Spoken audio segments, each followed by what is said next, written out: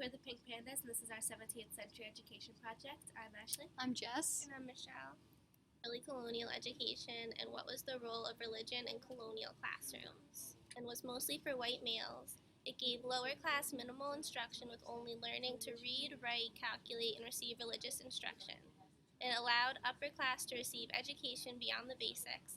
They often learned Greek or Latin and prepared for college. Here's some good videos on education.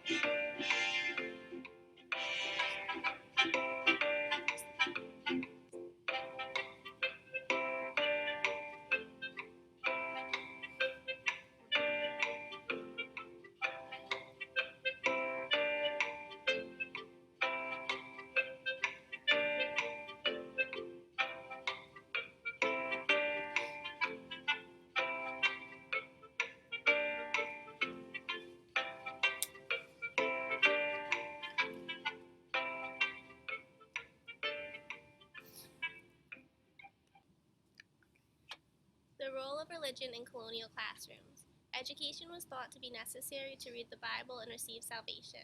It was believed that children were inherently sinners and they had to learn to behave. Most of the work was revolved around religion and the Bible. Questions 3 and 4. What were the Massachusetts laws of 1642 and 1647, and what were the dame schools? Law of 1642 and 1647. In the law of 1642, parents and masters were responsible to teach basic literacy and education to their children or those apprenticed to them. Competency in writing, reading, and the laws of the government were needed by the children because if everyone understood basic written languages, citizens would abide the laws of the land. The 1647 law required that towns of 50 families hire schoolmasters to teach reading and writing, and towns of 100 families needed grammar schoolmasters to prepare children to attend Harvard College. These teachers were formally hired, and if this was not abided, they would receive a fine. From the Massachusetts Law of 1642. It is therefore ordered that the select men of every town in the several precincts and quarters where they dwell shall have a vigilant eye over their brethren and neighbors, to see, first, that none of them shall suffer so much barbarism in any of their families as not to endeavor to teach by themselves or others their children and apprentices so much learning as may enable them perfectly to read the English tongue and knowledge of the capital laws. These were informal schools. Women would take boys and girls into their homes and teach them. They ranged from young children to young adults, and there could be up to 80 pupils per group. Here is a short video on the education in America. A child's first training outside the home came in the kitchen of a neighbor who kept a dame school. In communities where this was the only school, the child might attend from a few weeks to a year. And for a few pennies a week, she taught them the little she knew about numbers and letters, while going about her household tasks. The girls were taught to cook and to sew, and the formal education of many girls ended with the completion of her sampler. It was a sample of the girl's domestic skills, the only diploma she would ever receive, because most colonial schools and all colleges were closed to her. But for boys, the dame school gave the rudiments of instruction that preceded the reading and writing school. Here, religion was the core of the curriculum, and lessons were the ritual of the catechism with its questions and answers. Each boy was expected to be able to repeat the answers to every question and be ready to respond immediately if the master's stick pointed to him. The questions, they were the fundamental doctrine of the Puritan interpretation of Christianity. How did God make you? In my first parents, holy and righteous. Are you then born holy and righteous? No, my first parents sinned. Are you then born a sinner? I was conceived in sin and born in iniquity. What is your birth sin? Adam's sin imputed to me, and a corrupt nature dwelling in me. I had questions 5 and 6, which were what were the Latin grammar schools and what were the educational opportunities afforded to white men, white women, African Americans, and Native Americans. What were the Latin grammar schools? They were formed because Puritan families in the 1600s were concerned that they would run out of trained and educated leaders, causing them to have a new stress on higher and secondary education, leading to the creation of the Latin grammar schools.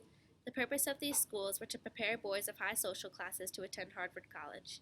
The schools taught reading, writing, and arithmetic. Also, a great concern was placed on the ability to read and speak Greek and Latin. The schools can be compared to modern-day high schools.